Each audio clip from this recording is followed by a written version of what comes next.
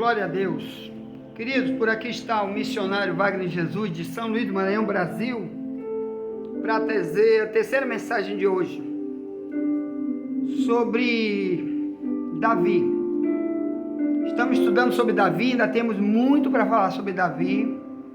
Amanhã vamos falar sobre o termo soberba.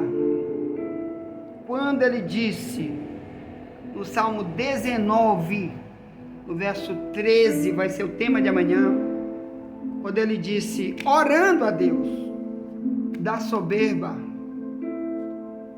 guarda o teu servo, falando de si mesmo, amém? Então vai ser o tema de amanhã, a diferença entre o soberbo e o humilde, amém? Humilde é quando Deus fala com ele, ele diz, amém, Jesus, estou por aqui, hein? Estou aqui, hein? Vamos lá. Mas o soberbo, quando Deus fala, não é comigo. Não, fale comigo, que eu não vou atender. Faz isso, faz aquilo. Não vou. E nunca vai. Só se for o milagre de Deus depois, nele. Ponto. Mas vai ser amanhã. Vamos amanhã estudar sobre a humildade de Davi. E aqui hoje, meus irmãos, estamos estudando essa área que já temos 2 vídeos no YouTube hoje sobre esse tema. Este é o terceiro de hoje, com o tema do Salmo 119, verso 30, quando Davi disse, eu me propus seguir os teus juízos. Quer dizer, eu quero, Deus, que quando o inimigo me cercar e tentar aplicar uma justiça contra mim, eu quero, Deus, que tu seja o juiz entre mim e ele. Se eu for um ímpio igual ele, Deus, eu quero que tu me puna. É isso que ele está tentando dizer, porque ele sabia que Deus não brinca com o pecado, rejeita totalmente a iniquidade. Ele diz, mas Senhor, mas se sou eu que estou sendo apenas o perseguido, o atribulado, julgue isso, Deus. É isso que ele está tentando dizer.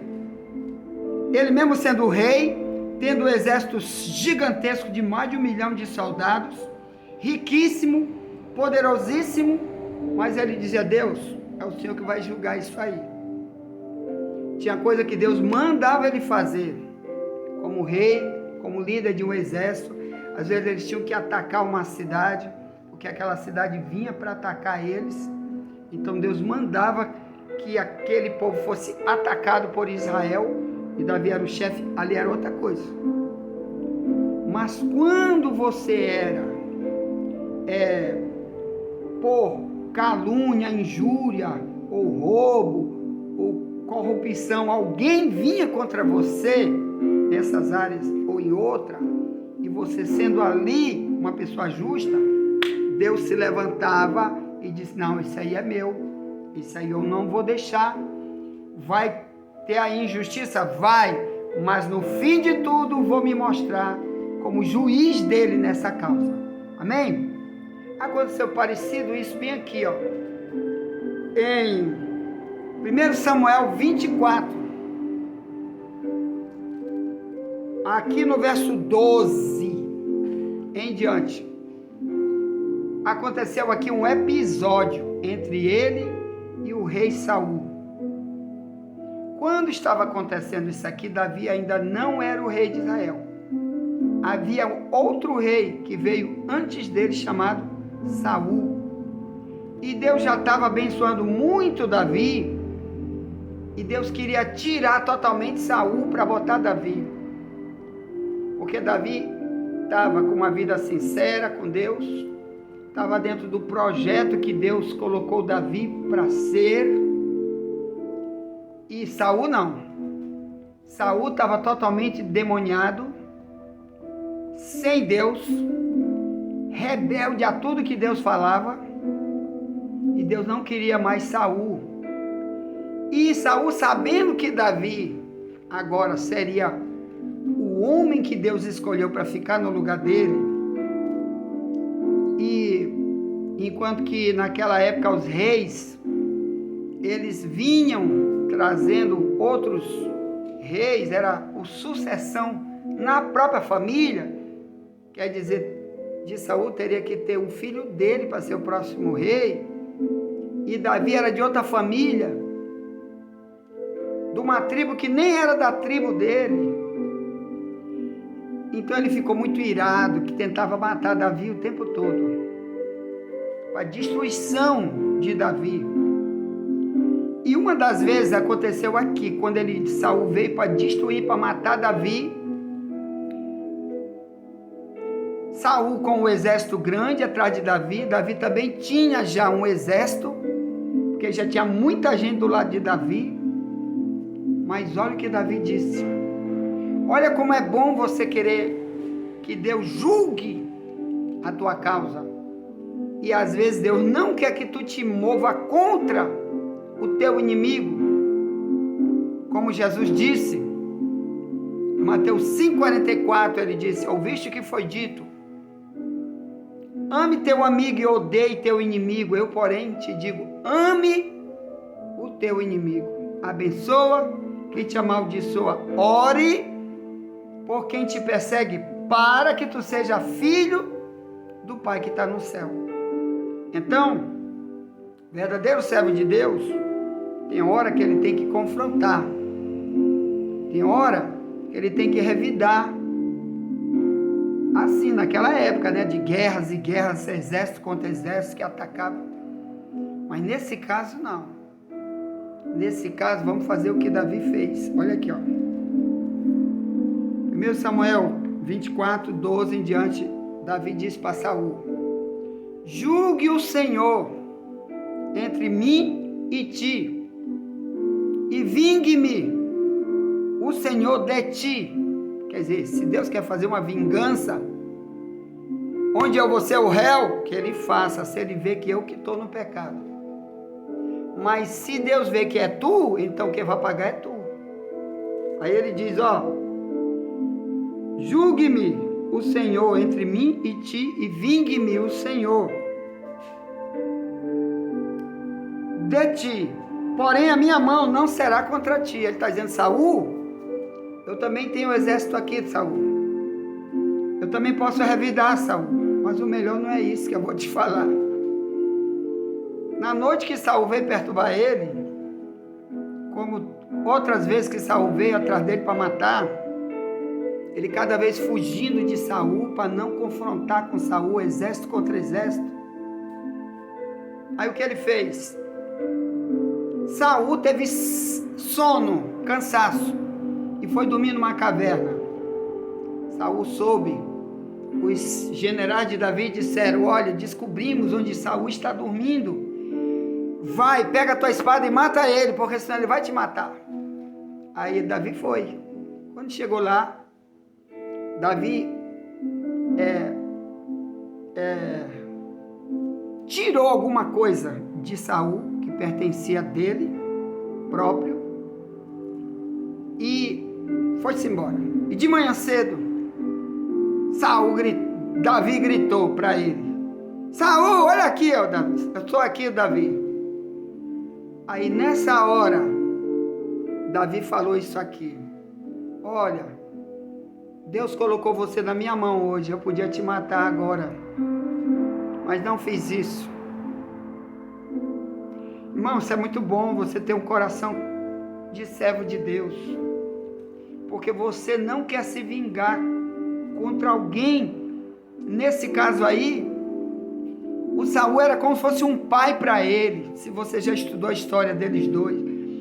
O Saul, desde cedo, chamou Davi, quando era um jovem, para morar na casa dele, porque Saul vivia endemoniado e Davi tocava uma harpa. Toda vez que Davi tocava aquela harpa, o diabo saía da vida de Saul. Está lá em 1 Samuel 16, verso 1 em diante, essa história. Davi tocava a harpa e Saul endemoniado, o diabo saía de Saul. Então ali eles começaram a ter um relacionamento de pai com filho. Mas depois, quando Saul soube que Davi era um homem muito poderoso na guerra, que Deus dava muita estratégia para Davi, Saul botou ele como líder de tipo um capitão, que o exército era dirigido em vários pelotões. Um deles botou Davi para ser líder. E toda vez que Davi ia contra os inimigos, vencia. E aquilo começou a ter o diabo colocar coisa em Saul, ciúme. O povo dizia: Saul matou 1000, Davi matou 10.000. Era assim que o povo dizia. E Saul ficava enfurecido, porque os inimigos, quando enfrentava Saul, muitas vezes vencia, prevalecia, mas quando ia para cima de Davi, Davi com Deus, aleluia, Davi com Deus Todo-Poderoso, vencia esquadrão. Ele dizia: contigo eu vencerei um esquadrão, contigo eu saltarei muralha, contigo eu vou fazer proezas.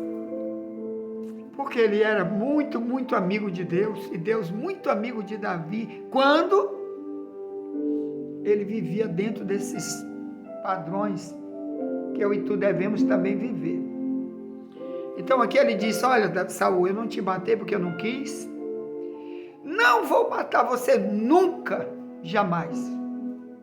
Agora tu te segura, porque tu pode estar arrumando algo contra ti mesmo, porque tu está prejudicando alguém que não é igual a ti. É isso que ele está tentando dizer. Você é um ímpio, Saul, endemoniado, eu não. É isso que ele está tentando dizer. Você é um homem que está como réu diante de Deus. Ele estava tentando dar uma mensagem: te conserta, rapaz. Para com isso, muda. Porque senão a mão de Deus vai ser contra ti. Ponto. No final, Saul foi por lá numa guerra sem Deus, os inimigos invadiram o território onde estava Saul com seu exército, todo mundo morreu. Por último, ficou Saul sozinho. E aí ele chamou um camarada que estava lá perto dele e disse: tira minha espada, me empurra em cima da minha espada, que ele já estava ferido na guerra. E eu quero morrer agora, porque eu não quero morrer na mão dos filisteus. Aí se joga em cima da espada e morre. Quer dizer, ainda se matou, ainda foi um suicida. Quer dizer, ele estava tão endemoniado, o diabo conseguiu endemoniar ele de uma maneira tão grande, que o diabo fez até ele se matar. Que aí mesmo que ele perdeu salvação. Quando alguém chegar no inferno, vai encontrar Saul lá, é um dos que estão lá, que se matou. Então, meus amados irmãos, o Davi, ele era assim. Isso já aconteceu comigo. No início da minha carreira como obreiro, um pastor daqui do Maranhão me levou para trabalhar com ele, na denominação dele. E o próprio Deus mandou eu ir, ele veio num sonho, meu Deus veio num sonho, diga: vai, te desliga da Assembleia de Deus e vai. Pede para teus líderes da Assembleia de Deus e vai. Eu fui lá onde o pastor Coutinho, José Guimarães Coutinho, que hoje, até hoje, ainda é o presidente das Assembleias de Deus de São Luís.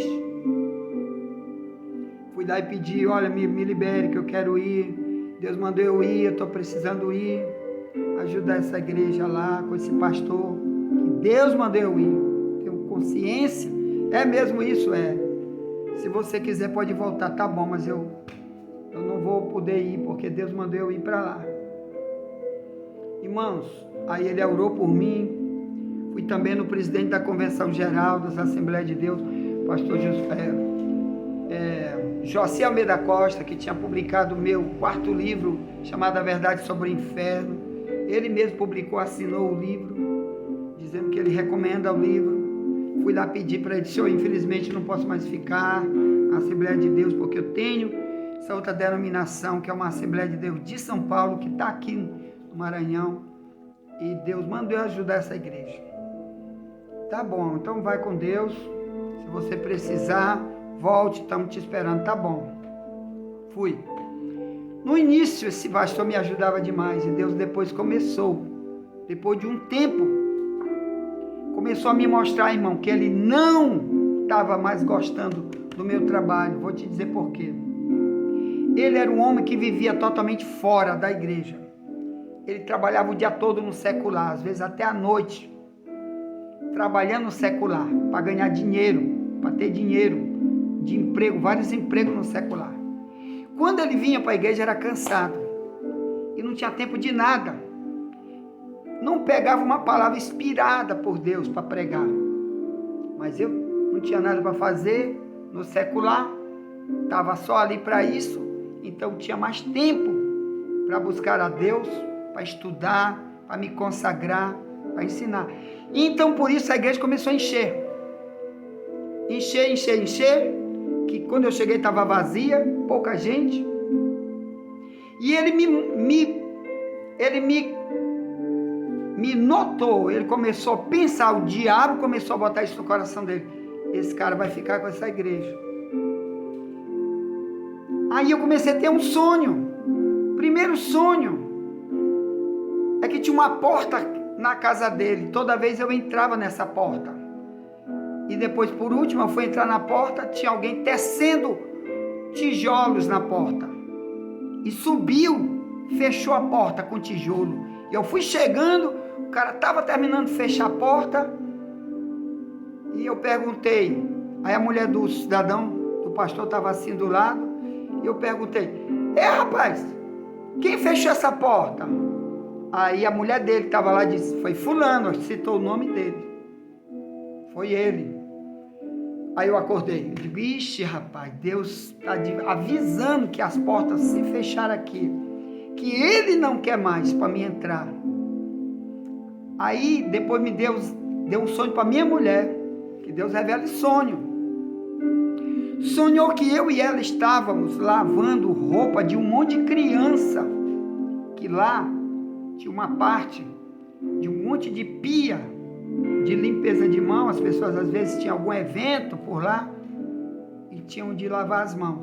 E nesse lugar, no sonho, tinha um monte de fralda, era só fralda de criança, como se fosse criança de poucos meses de idade. E eu e minha mulher lavando com bastante sabão e água, no sonho. Chegou a filha dele, no sonho, e disse, pode parar, não é mais para lavar essas roupas. Aí ela disse muito claramente, não é mais para gastar água. Aí eu desliguei, minha mulher desligou a torneira e disse, não é mais para gastar água, você não está vendo, isso aqui está tudo sujo. Isso aqui é coisa de criança. Aí ela disse, aí eu disse, quem mandou fazer isso? Aí ela disse, foi ordem de, aí citou o nome do pastor de novo, o presidente da igreja. Ordem dele para não lavar mais, não usar mais a água. Aí quando eu acordei, notei, a água é a palavra que lava. E aquilo ali era criança suja com pecado, que a gente estava fazendo essa limpeza e ele não queria mais. Aí Deus começou a dizer, você vai sair daí agora, porque ele não quer mais você aí. O certo, irmão, que esse homem fez tanta doidice comigo por causa disso, e é muito bom você estar puro no que você está fazendo, porque Deus vai agir a teu favor. Aí chegou o presidente geral que morava em São Paulo. Esse daqui que estava aqui era o presidente só daqui do Maranhão. O presidente de São Paulo chegou, passou uns dias aqui, Deus tocou nele e ele me levou para São Paulo para a gente fazer um trabalho em São Paulo, na igreja dele de São Paulo. E oramos a Deus, Deus disse, vai com ele, fomos. Irmão, aconteceu tanta coisa que não está dando para falar aqui, por causa do tempo. Até minha mulher que não queria ir comigo para São Paulo, porque nossos filhos pequenos, nessa época era muito miudinho, um estava começando a andar, o Vaguinho, e a Gemima, que hoje eles dois têm 22 anos e 21 anos. A Gemini nessa época tinha nascido, estava começando a engatinhar. E lá em São Paulo estava um frio super gigante. E eles tinham problema de amidalite. Qualquer coisa dava febre, garganta inflamada. Minha mulher disse, não, tu vai tu só, porque lá o frio está muito ruim em São Paulo. Eu tenho parente em São Paulo, já liguei lá. Muito ruim para lá, não dá. Aí eu disse, Deus, eu vou levar minha mulher. Então, fala com ela para ela ir também. E ela dizendo que não. Até meu sogro e minha sogra disseram, não, deixa ela aqui, vai. 40 dias eu ia ficar em São Paulo. Quando chegou perto do dia, minha mulher teve um sonho. E disse, Deus mandou eu ir contigo, que não vai acontecer nada com essas crianças. Meu sogro estava em casa dele. E Deus falou audível. Não foi profeta, não foi nada. Não foi sonho, acordado. E disse, vai lá onde meu servo disse para ele ir. Que eu estou com ele. Eu tenho obra lá para fazer. E nós fomos, eu e minha família. Fizemos o trabalho lá. Aí ele soube que eu estava lá. O daqui soube. Pegou o telefone daqui, insultou demais a mim e o pastor, dizendo que eu e ele estava tramando para tomar a igreja dele, de São Luís. Resultado, meus irmãos, olha como Deus faz. Aí o pastor de lá tentou dizer, não, rapaz, eu trouxe ele para cá, é outra coisa. Eu quero que ele me ajude aqui na igreja daqui. Mas ele não, o diabo não deixou ele entender. O diabo deixou ele continuar dizendo que eu queria tomar a igreja de São Luís. Nessa época eu ainda não tinha nada, ministério nenhum aqui, a não ser ali com ele. Aí, resultado, quando eu voltei de São Paulo, eu comecei a ligar para ele, para conversar, para dizer que eu não iria mais para a igreja. Eu tinha acabado o meu trabalho. Nunca mais eu ia pôr nem meu pé ali naquela cidade ali. Nunca mais eu iria naquela cidade onde estava aquela igreja que eu comecei ali com ele. Para ele notar que eu nunca mais eu ia para ali, para ele não pensar que eu ia fazer alguma coisa, para tomar a igreja ou não. Aí sabe o que aconteceu? Ligava, ele não me atendia, ligava, não me atendia. Como eu vi que ele não me atendia, irmão, eu fui num dia no culto lá. Terminou o culto domingo lotado. E eu chamei ele, eu disse, quero falar com você, ele tentando me evitar. Aí eu falei bem alto para todo mundo ver. Olha, se fui eu que causei isso, se tu está dizendo que eu estou tentando roubar esta igreja, eu quero que Deus faça uma coisa para mim, contra mim. Eu quero que Deus me dê a pior doença que existe na terra. Pior de todas. Porque eu quero vir de joelho da minha casa para cá pedir perdão para ti na frente de todo mundo. Aí eu disse, levantei minha mão para o céu e disse, mas se foi tu que inventou isso, para me denegrir minha imagem, para fechar a porta para o evangelho na minha vida, vai ser contigo. Tu vai pegar essa doença. E fui-me embora. Nunca mais voltei lá, nunca mais me comuniquei, fui-me embora. Passou 1 ano e pouco, alguém me disse, tu não vai visitar teu pastor? Eu disse, meu pastor, quem é? Aí falou o nome dele. Está muito mal, no hospital, está em fase terminal. Pegou uma doença que médico nunca descobriu. E depois ele morreu, porque eu ainda tentei ir lá, mas quando eu fui lá ele já tinha morrido. O certo é que dizeram que muitos pregadores da foram lá falar com ele, muita gente para falar com ele, para pregar. Então eu acho que Deus ainda salvou ele, porque ele era perverso, queria destruir minha vida. A mulher dele, depois que soube que Deus revelou para ela que isso tudo foi o diabo usou ele contra mim, ela ficou minha amiga, para você ter uma ideia. Depois, quando a gente fundou esse trabalho que eu estou hoje, na Camboa, ela pediu para mim para ir cantar na nossa igreja, que ela canta e toca. Ela foi 2 vezes ainda, o pessoal da nossa igreja soube que ela testemunhou lá. Depois, olha como Deus faz. Ela me chamou para mim colocar ela como pastora, presidente da igreja dela, para me treinar os obreiros dela, depois que o marido morreu. para me orar por ela, pela igreja dela. E eu fui. Já fui 2 vezes em 2 cultos lá, treinamento de obreiro. Então, meus amados irmãos, é isso. Vamos servir a Deus, porque aquilo que Deus vê que você está puro, Ele vai te abençoar. Mas aquilo que o ímpio, pode ser dentro de igreja, faz contra você, ele paga o preço. Deus vai julgar segundo a justiça dele, cada um. Tá bom? Então fica aqui, amanhã vamos falar sobre a soberba. Envia essa mensagem para alguém. Amanhã voltaremos, ore por mim, estou orando por você. E nunca te esquece, chama um novo convertido para estudar conosco. Pega meu número aí, para fazer uma pergunta de algo que você não entendeu. Lá vai, 98490-4763. Esse é o telefone do missionário Wagner Jesus, São Luís do Maranhão. Amém? Faça uma pergunta, chama um novo convertido, em nome de Jesus. Tá? Tá. Nunca te esquece, somente a verdade nos libertará.